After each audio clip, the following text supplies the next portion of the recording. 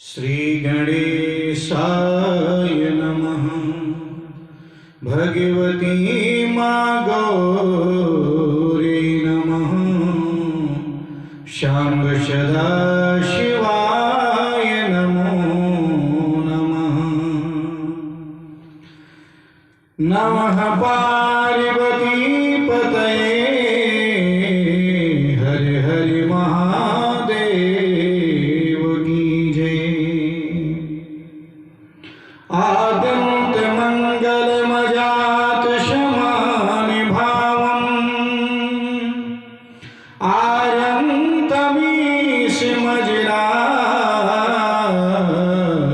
मरिमातुदेवम् पंचाननं प्रबल पंचविनोदशीलम्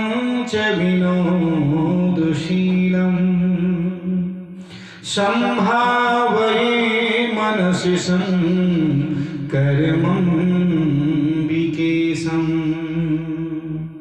नमः पार्वती पतये हर हर महादेव की जय।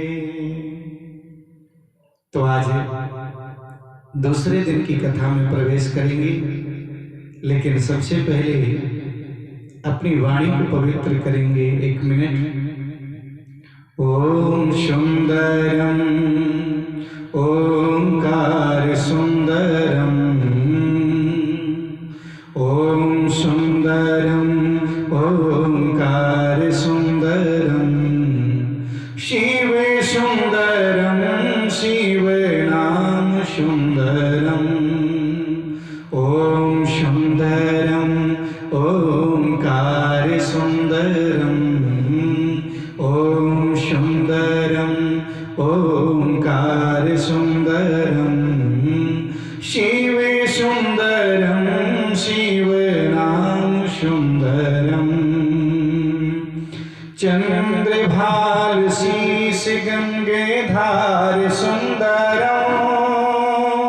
नीलकंठ सर्प मुंड माल सुंदरम। नीलकंठ सर्प मुंड माल सुंदरम। चंद्रभाल शीश गंगधार सुंदरम। नीलकंठ सर्प मुंड माल सुंदरम। ओम सुंदरम ओंकार सुंदरम। ओम सुंदरम ओंकार सुंदरम। शिव सुंदरम शिव नाम सुंदरम। शिव सुंदरम शिव नाम सुंदरम। शिव नाम सुंदरम। बोले शंकर भगवान की जय। तो आज हम द्वितीय दिवस की कथा सुनेंगे और हम संक्षिप्त कथा आप लोगों तक पहुंचा रहे हैं, क्योंकि ऑनलाइन आप तक पहुंचा रहे हैं। तो जानते हैं मेरे सूत जी महाराज भगवान भोलेनाथ का स्मरण करने के बाद आज विद्वेश्वर संहिता का वर्णन करते हैं। विद्वेश्वर संहिता में जब प्रवेश करते हैं सबसे पहले तो भगवान का स्मरण करते हुए शौनकादिक ऋषियों से कहा कि जो शिव महापुराण है, इस शिव महापुराण को सर्वप्रथम भगवान भोलेनाथ ने रचा है। ध्यान दीजिएगा, कोई पूछ सकता है। और जब भगवान भोलेनाथ ने लिखा कि सतकोटि प्रमाणम ही पुरा सृष्टो सुविस्मृतम। सृष्टि के आरंभ के समय 100 करोड़ श्लोकों में शिव ने शिव महापुराण की कथा रची। बोलो जय शिव शंकर। लेकिन बाद में आज कलयुग में कितनी है कि व्यासेन तत्तु संक्षिप्त चतुर्विंशति सहस्त्रकम। और व्यास जी ने इसे संक्षिप्त लिखा तो 24,000 श्लोकों में लिखा शिव महापुराण का, 24,000 श्लोकों में। अब तो ऐसी ऐसी बीमारियां, ऐसी ऐसी तकलीफें हो रही हैं कि पहले 3 घंटे का प्रवचन प्राप्त होता था, अब तो मात्र 25-30 मिनट का ही प्राप्त हो रहा ऑनलाइन है। संक्षिप्त से संक्षिप्त होता चला जा रहा है। व्यास जी ने जो रचना की वो मात्र 7 संहिताओं में रचना किया शिव महापुराण की। ध्यान दीजिएगा, 7 संहिताएं। पहली संहिता है विद्वेश्वर संहिता, दूसरी संहिता है रुद्र संहिता, शतरुद्र संहिता, कोटि रुद्र संहिता, उमा संहिता, कैलाश संहिता और वायवी संहिता। लेकिन जो भगवान भोलेनाथ ने 100 करोड़ श्लोकों में जो रचना किया था उसको 12 संहिताओं में रचना किया था। वो भी सुन लीजिए। इन संहिताओं के नाम सुनने से मात्र हमें संपूर्ण शिव महापुराण की कथा सुनने का फल मिलता है।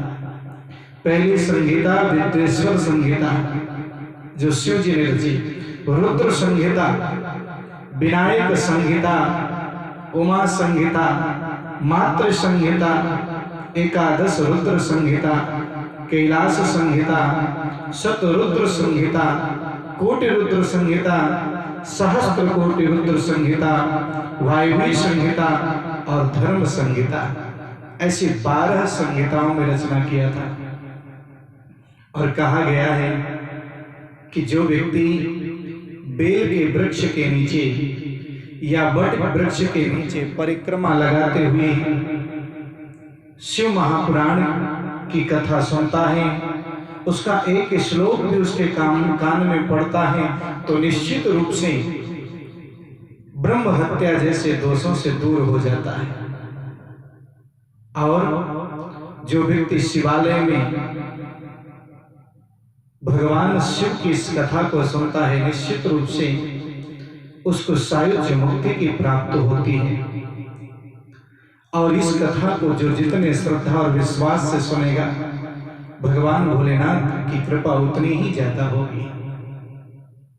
कहते हैं वेद और वेदांत का जो पूर्ण सार है वो साक्षात शिव महापुराण है। परिपूर्णम पठेद्यस्तु सजीवन मुक्त उच्यते। जो शिव महापुराण की कथा सुनता है वो जीवन बंधन से मुक्त हो जाता है। तो आज सूत जी महाराज से सौनकादिक ऋषियों ने पूछा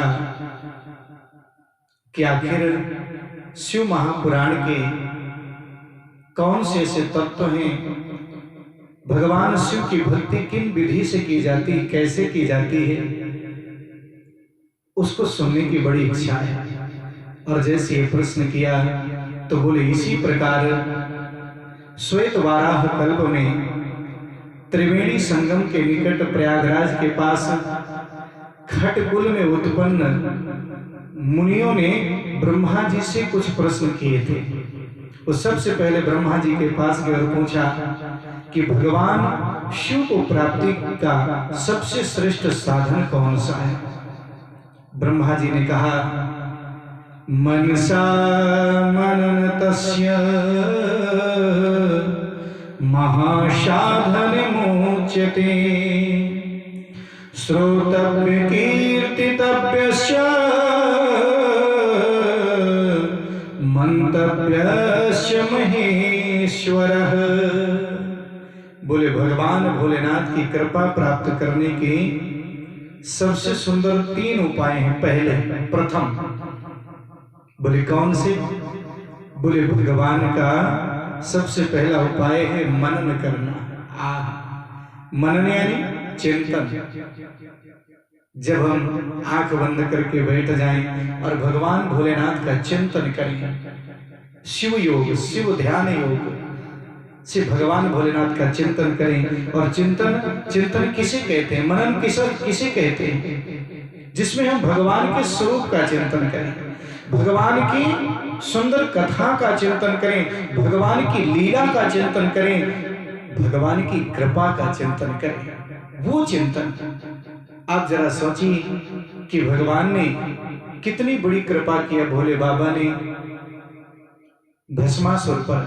भगवान भोलेनाथ ने किन किन भक्तों पर कृपा किया, उस चीज का अगर चिंतन करते हैं, मनन करते हैं, तो भी परमात्मा की कृपा बड़ी जल्दी बोले आपके जीवन में प्राप्त होगी। और दूसरा है श्रवण, यानी भगवान की कथा सुने। कैसे? आंख खोल के। और कथा जो शिव महापुराण आदि की सुनी जाती है, कथा सुनना दूसरी भक्ति।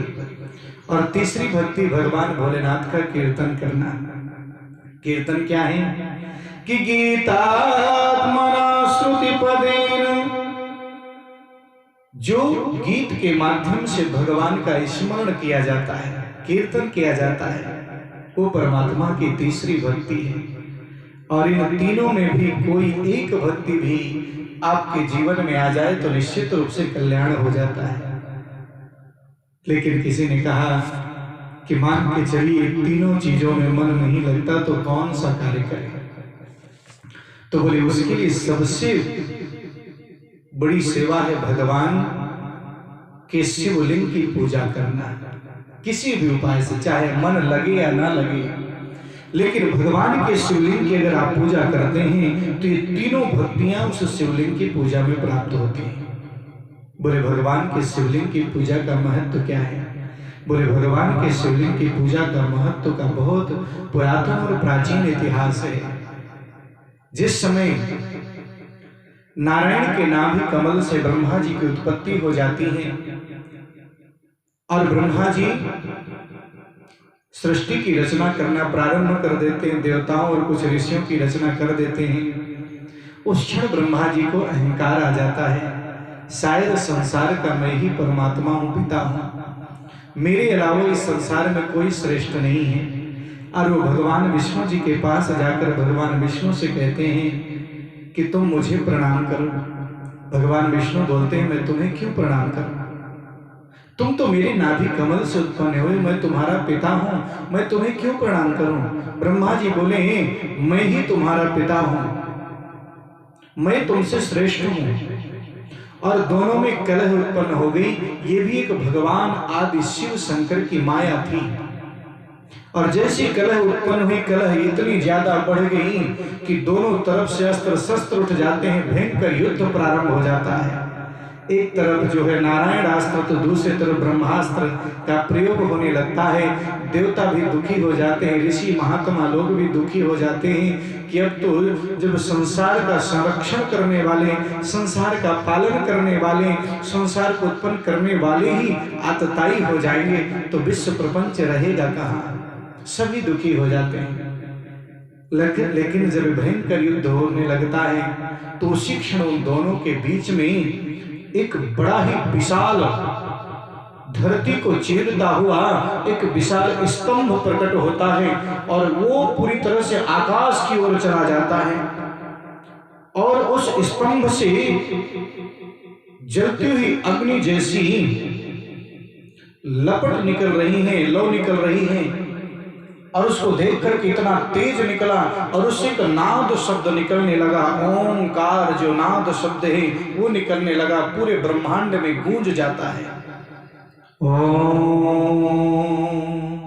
और इस नाद से पूरा ब्रह्मांड गूंज गया।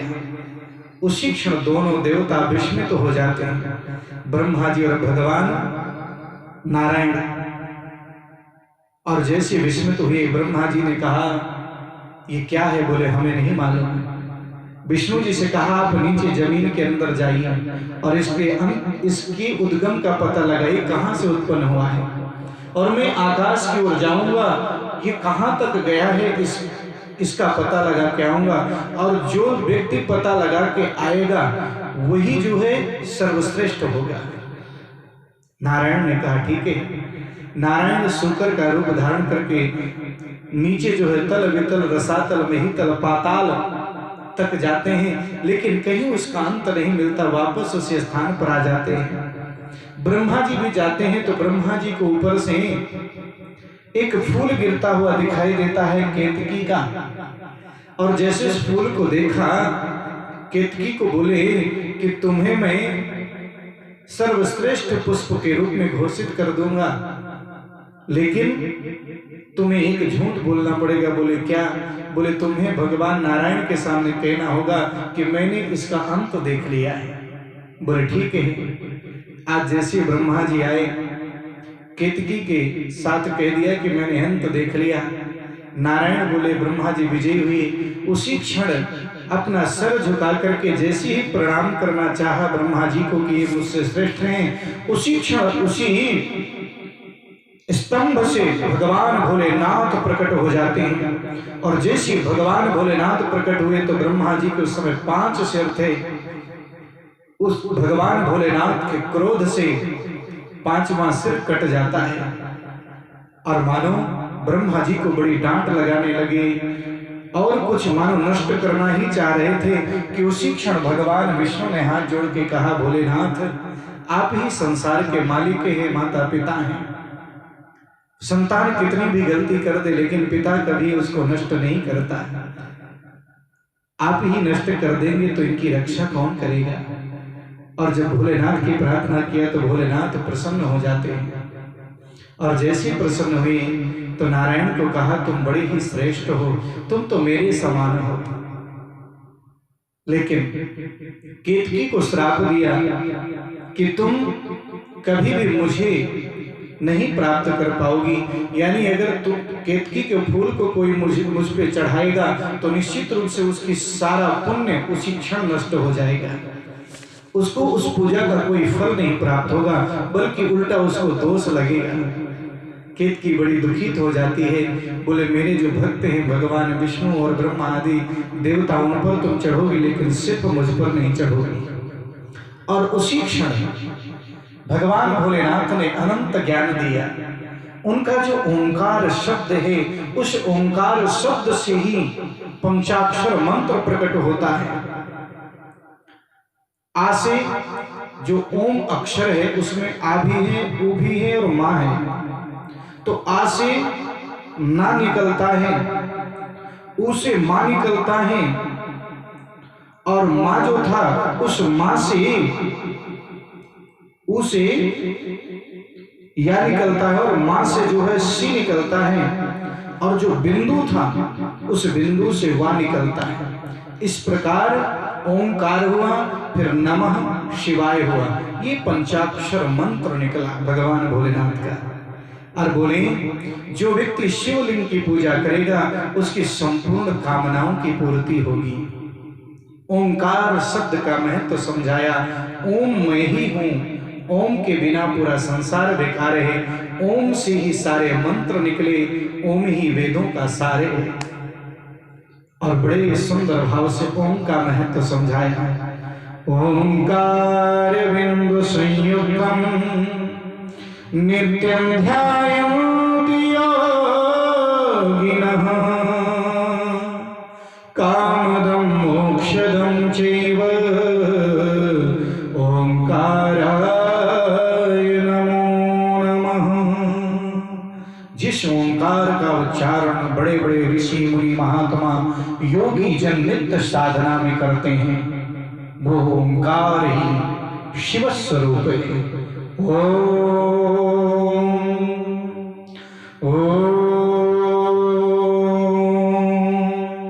और ओम की व्याख्या बड़ी सुंदर किया। ओम है जीवन हमारा,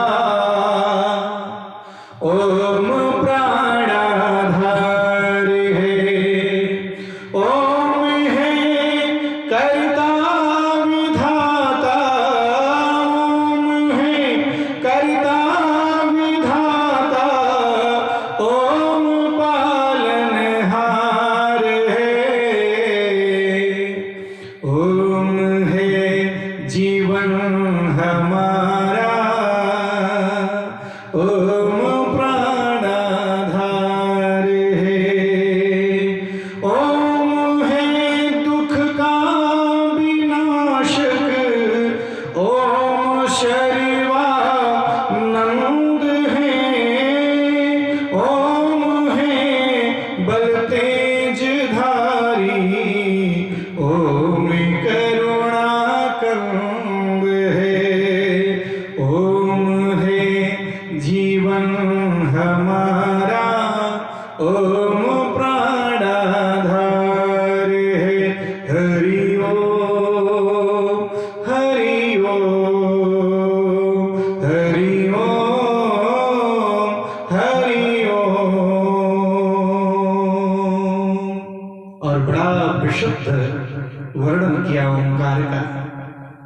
पदार्थ में सबसे पहले ब्रह्मा जी ने शिवलिंग की पूजा किया, विष्णु भगवान ने शिवलिंग की पूजा किया, सभी देवताओं ने शिवलिंग की पूजा किया।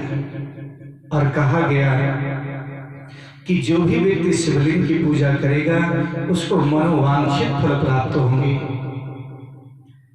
एक वर्णन आया कि जिस चीज का शिवलिंग हो उसी धातु की जलहरी होनी चाहिए। जलहरी माता पार्वती हैं, आदि शक्ति हैं, और शिवलिंग मानो साक्षात भगवान भोलेनाथ है। अगर जलहरी अलग है, शिवलिंग अलग चीज के हैं, तो निश्चित रूप से उसका पूरा पुण्य पूर्ण फल नहीं प्राप्त होता। सिर्फ जो शिवलिंग नर्मदा के अंदर से मिलते हैं वो शिवलिंग आप किसी भी जलहरी पे रख सकते हैं, अन्यथा जो शिवलिंग निर्माण करवाया जाता है, जिस पत्थर से शिवलिंग बनवाएं उसी पत्थर की जलहरी होनी चाहिए। और घर के अंदर शिवलिंग जो स्थापित करे, पूजा करे, वो 12 अंगुल से ज्यादा नहीं होना चाहिए।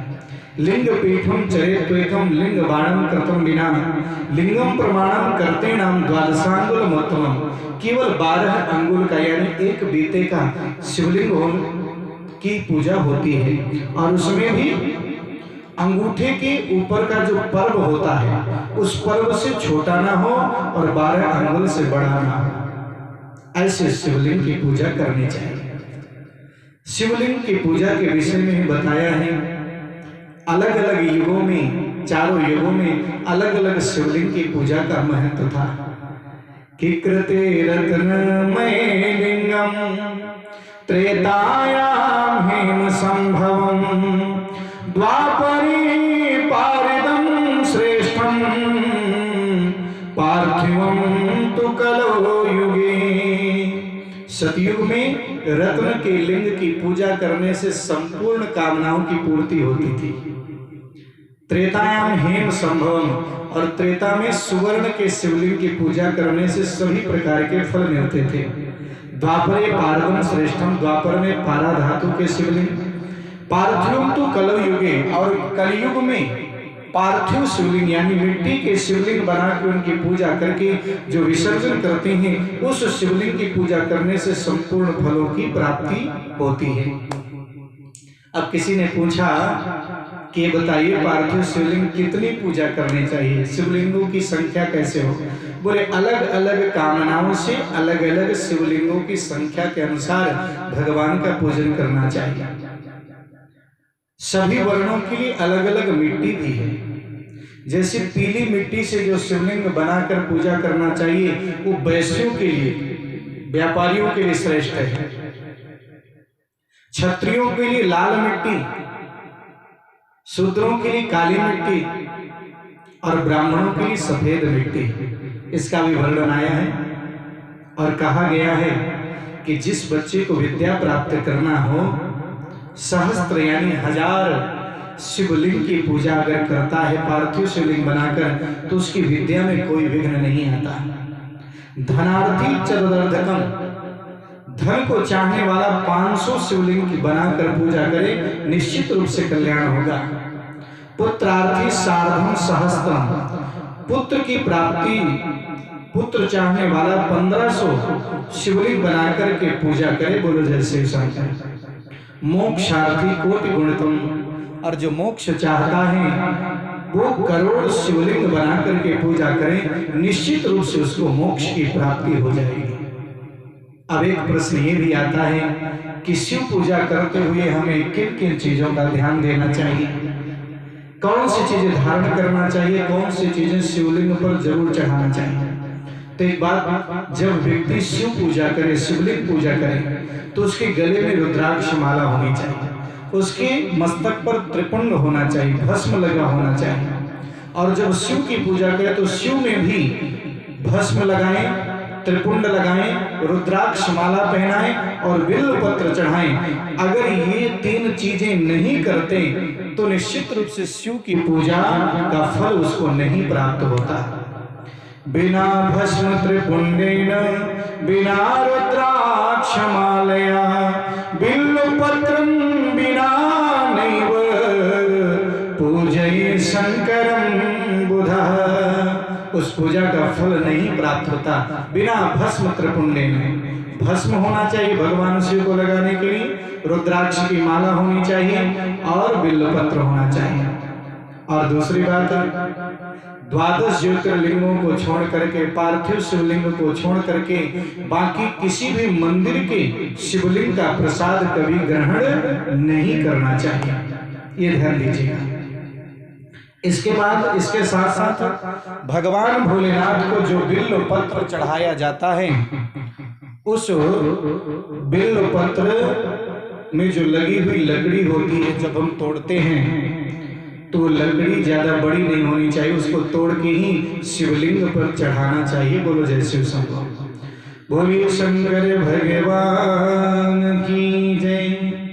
और संपूर्ण कामनाओं की पूर्ति के लिए शिवलिंग की पूजा का बड़ा ही और विशेष महत्व है।